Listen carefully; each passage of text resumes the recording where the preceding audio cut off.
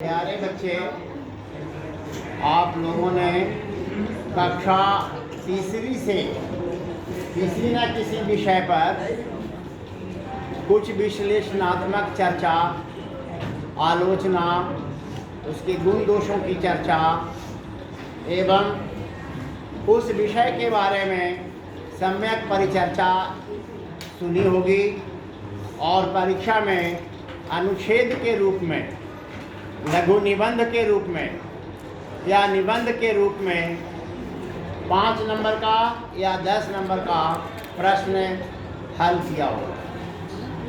कई प्रकार के विषय हैं, देशभक्ति से संबंधित, शिष्टाचार से संबंधित, राजनीति से संबंधित और सामाजिक वातावरण से संबंधित। विद्यार्थी जीवन में शिष्टाचार और अनुशासन का महत्व और भविष्य में हमारे देश का क्या भविष्य हो सकता है, अद्यतन समय में सरकार के द्वारा कौन कौन सी नीतियां अपनाई गई है, पंचवर्षीय योजनाएं लागू की जाती है और 5 वर्षों में सरकार शिक्षा के क्षेत्र में, जनसंख्या के क्षेत्र में, रोजगार के क्षेत्र में और देश के चहुमुखी विकास होने के क्षेत्र में कई सारे कदम उठाती है और उस पर विभिन्न प्रकार के खर्च के लिए राशि आवंटित करती है।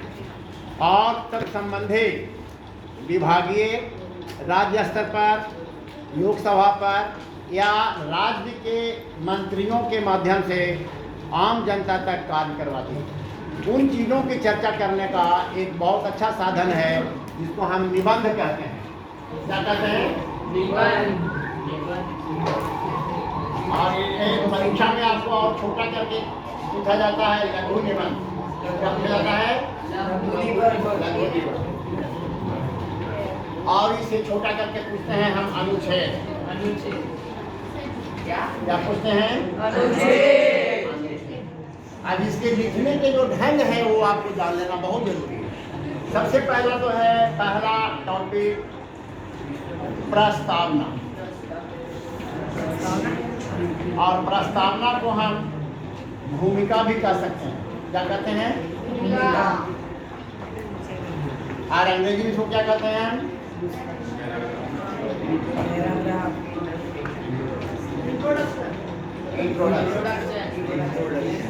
उसके बाद दूसरा तुरंत आ जाता है अनुच्छेद लिखने में या निबंध लिखने में, लघु कथा लिखने में पैराग्राफ थोड़ा बदल दीजिए।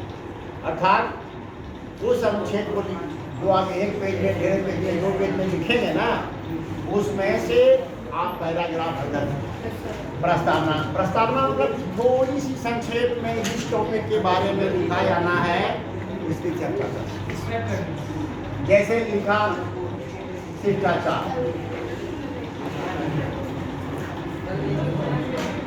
या अनुशासन। अनुशासन ही देश को महान बनाता है। विद्यार्थी जीवन में शिष्टाचार या अनुशासन, तो प्रस्तावना में क्या कहोगे? शिष्टाचार शब्द शिष्ट शब्द के साथ आचार को जोड़ने से बना है, जिसका अर्थ और मतलब होता है हमारे जीवन में अच्छा व्यवहार करना। और उसी के साथ अनुशासन लिया जाता है, शासन के नियमों का पालन किया जाना, जिसमें ईमानदारी है, सच्चाई है, सदाचार है, विद्यार्थी जीवन में समय पर काम किया जाना है, बड़ों को आदर करना है, छोटे को स्नेह करना है, बराबर वालों से मेल मिलाप और मित्रता के साथ जीवन व्यतीत करना है। ये प्रस्तावना में संक्षेप है।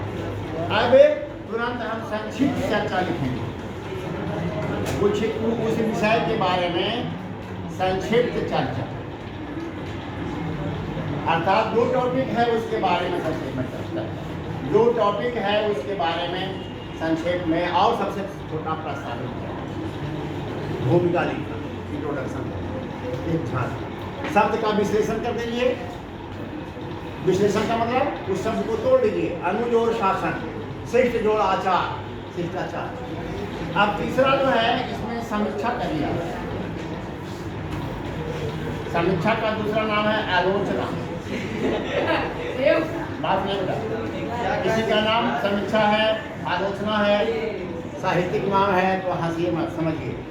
अब इसमें क्या है कि जिस विषय के बारे में आपको चर्चा लिखनी है कि अनुशासन देश को महान बनाता है, और अनुशासन सबसे पहले हमारे घर में शुरू होता है।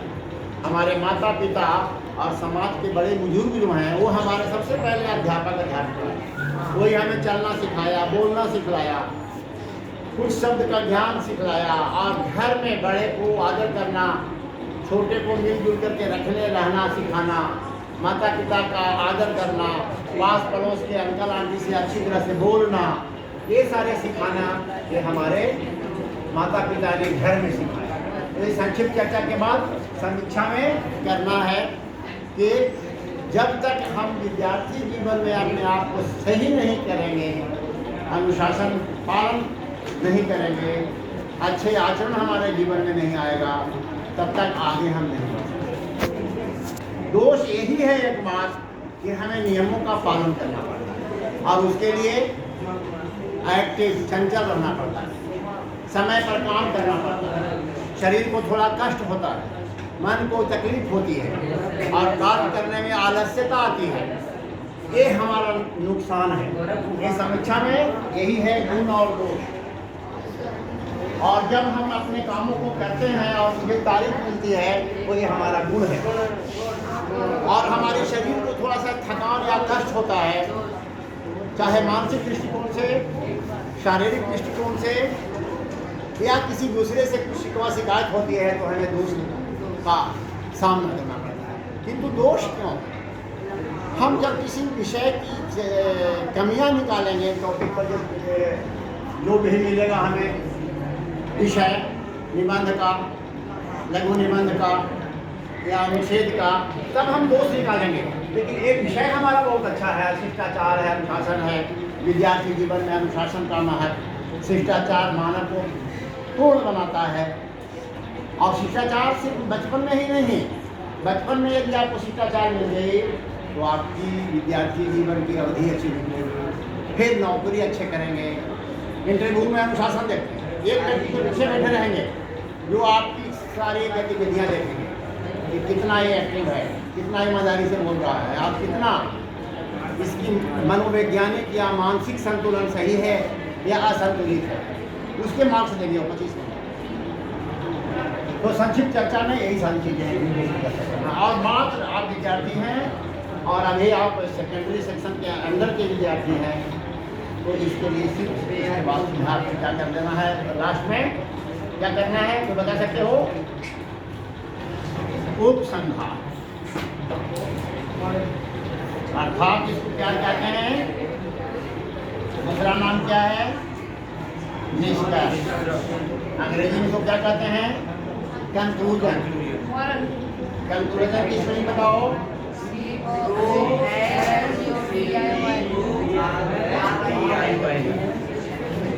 बस अब उपयुक्त बिंदुओं के आधार पर हम लास्ट में कह सकते हैं कि हमारे जीवन में वास्तव में शिष्टाचार का बड़ा महत्व है।